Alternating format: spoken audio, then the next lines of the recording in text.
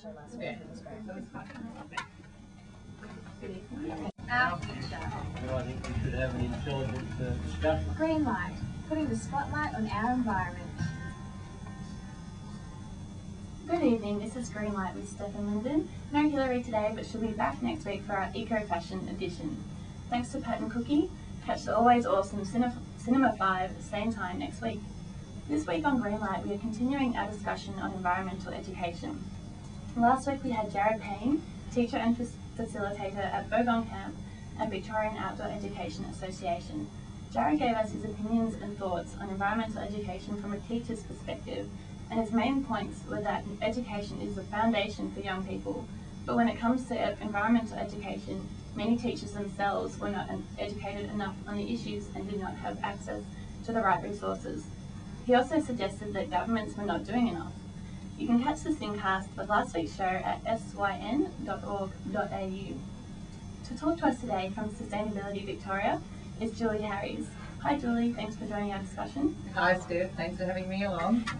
Julie, could you please tell us who Sustainability Victoria are and what your role is with them? Okay, thanks very much.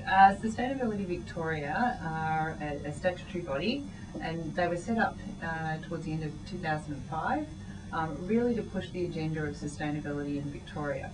So it's not the Department of Sustainability and Environment, it's a separate body.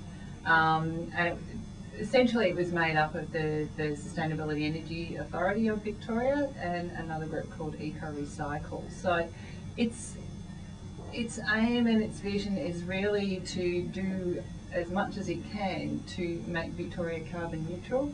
So it's really pushing the agenda of climate change. It's creating community awareness, works with households, business, industry, local governments, schools, and it's really about helping Victorians to become resource smart. So energy smart, water smart, Yep, that sounds really well rounded. About environmental education with us.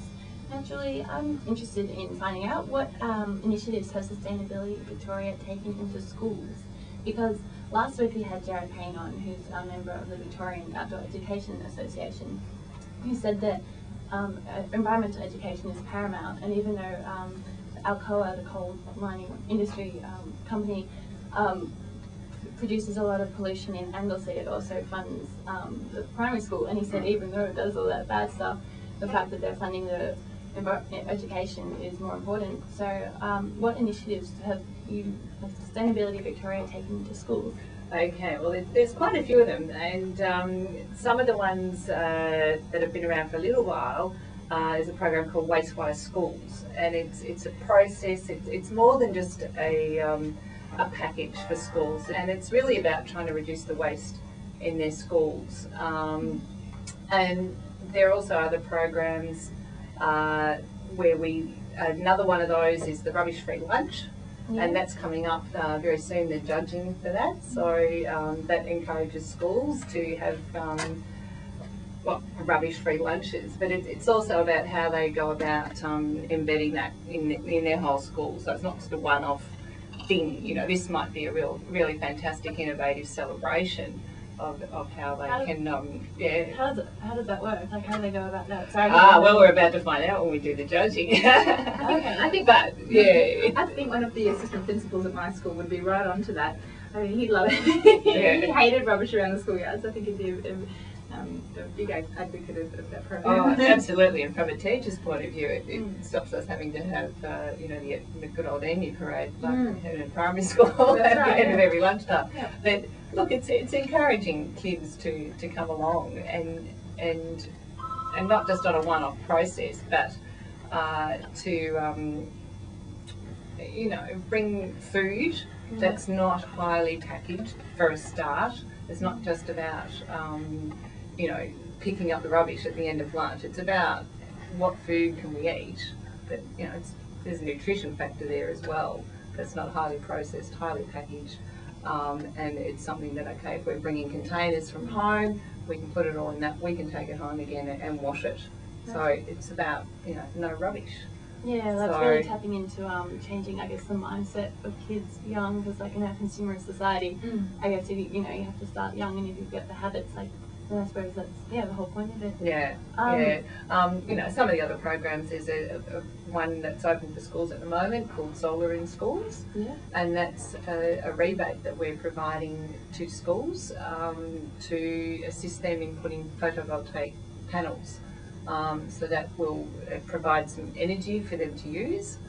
Solar panels in their schools can feed back into the grid, the electricity grid, and it's also about what they're doing in their community to educate not just the children at school. So it's about what they're doing in their curriculum, but it's also how they're linking in with their local community and educating the community as well about, you know, it's about them being an example in the community about alternative energy use, you know. So yeah. Can I just ask, is there any sort of guidelines that the government is making to make schools sort of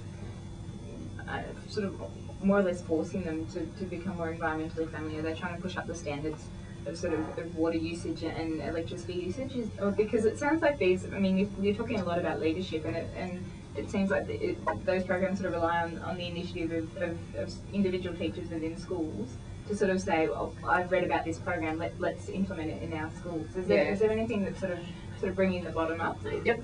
Yeah. And there definitely are. Certainly in the Department of Education, I know that they have some administrative guidelines, and I know they're sort of being redrafted at the moment, and that's really going to support principals in making decisions about their schools around sustainability, and it supports them it points them of where to find the resources for their schools as well. And there's also a framework for sustainability in schools, and how schools can jump on board in all areas of resource use, and it's the Australian Sustainable Schools Initiative Victoria, and that's a program that we're involved in supporting, and at the moment there are some further facilitators who are going through a trial training process. There are people who, particularly from Ceres in Brunswick and various others around the state, who help schools, and it's about, again, that whole school approach, where it's not just left up to the champion teacher to forward this. It's about getting everybody in the school on board, and like holistic kind of approach. Absolutely, and really that everything points towards that if you get that holistic approach right, you have far more chance of being a school that's sustainable, rather than just, you know, a champion parent or a champion teacher, or even a group of champion students. You know, they've got to have the principal support. So the Department of Education, they are certainly supporting schools in that, as well, and you know.